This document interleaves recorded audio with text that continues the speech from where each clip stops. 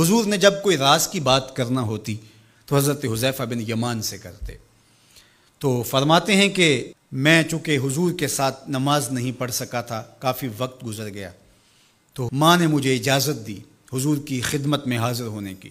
اس شرط پہ ماں نے چھٹی دے دی کہ حضور سے جا کے میرے لیے بھی اور اپنے لیے بھی مغفرت کی دعا کروانا، چونکہ صحابہ کی شدید آرزو ہوتی تھی کہ حضور کے ہاتھ اٹھ جائے۔ انہیں پتہ تھا کہ یہ ہاتھ اٹھ جائے تو باب اجابت تک پہنچتے ہیں، پھر خالی نہیں موڑے جاتے۔ تو کہا کہ حضور سے میرے لیے اور اپنے لیے مغفرت کی دعا کروانا۔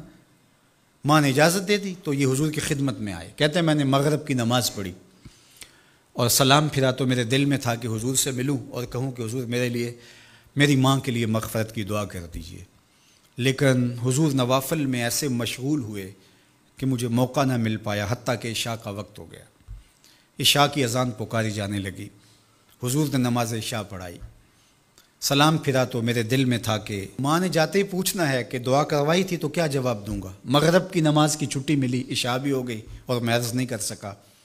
تو میں ابھی سوچ ہی رہا تھا کہ حضور حجرہ انور کی طرف بڑھ گئے۔ اب جنہوں نے مسجد نبوی کی حاضری کا شرف پایا ہے وہ جانتے ہیں کہ مصلی نبوی سے حجرہ رسول کا فاصلہ ہی کتنا ہے، اور جنہوں نے یہ شرف نہیں پایا میری دعا ہے کہ وہ اڑ کے مدینے چلے جائیں۔ سچی بات ہے، جس نے وہ شہر نہیں دیکھا اس نے کچھ بھی نہیں دیکھا۔ جنوں ویکھ کے اکھیاں ٹھر دیاں نے، جنوں ویکھ کے ٹھر دا سینہ ہے، ربا تیری ساری خدائی وچوں بس اکو شہر مدینہ ہے۔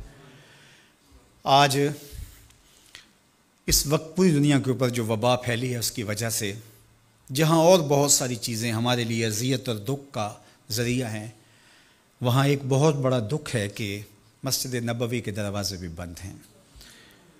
تو یہ دن تھے کہ حرم کی رونقیں دیکھنے والی ہوتی، مواج انور کے سامنے درودوں کی بہار ہوتی، مدینے میں بیٹھ کے حضور کے روضے کے سامنے حضور علیہ الصلاۃ والسلام کے شہر کی پکی ہوئی کھجوروں سے افطاری کرنے کا اپنا ہی لطف ہوتا۔ آج مدینے کے لوگ بھی ترس رہے ہیں۔ بچپن سے لڑکپن تک اور لڑکپن سے جوانی تک اور جوانی سے بڑھاپے تک 80 سال عمر ہو گئی، جنہوں نے رمضان المبارک کا روزہ مسجد نبوی سے باہر کبھی کھولا ہی نہیں، آج اپنے گھروں کی چھتوں پہ کھڑے ہو کے میناروں کو دیکھتے اور چیخیں مار رہے ہیں۔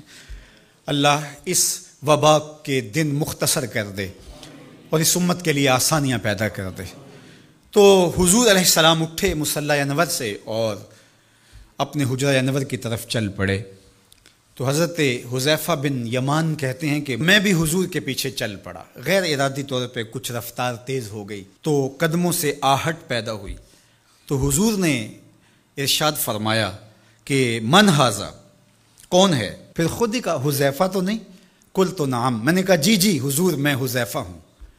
تو آقا کریم علیہ السلام نے کوئی توقف کیے بغیر فرمایا ما حاجتوں کا غفر اللہ لک والے امک کا، اللہ تجھے بھی بخش دے، تیری ماں کو بھی بخش دے، کس کام آئے ہو؟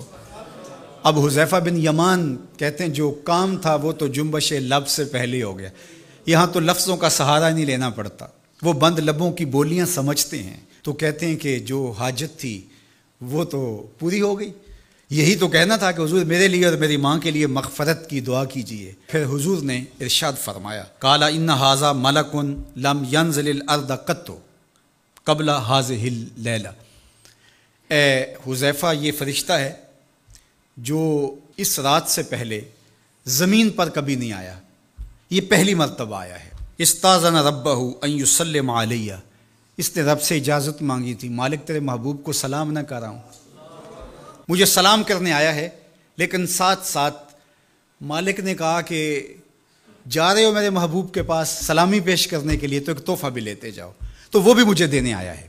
تو وہ تحفہ کیا ہے سنو، بے انا فاطمہ سیدۃ نساء اہل الجنہ، مجھے خوشخبری دینے آیا ہے کہ آپ کی بیٹی فاطمہ جنتی عورتوں کی سردار ہے، اور وَأَنَّ الْحَسَنَ وَالْحُسَيْنَ سَيِّدَا شَبَابِ أَهْلِ الْجَنَّةِ، اور حسن اور حسین فاطمہ کے بیٹے جنتی جوانوں کے سردار ہیں۔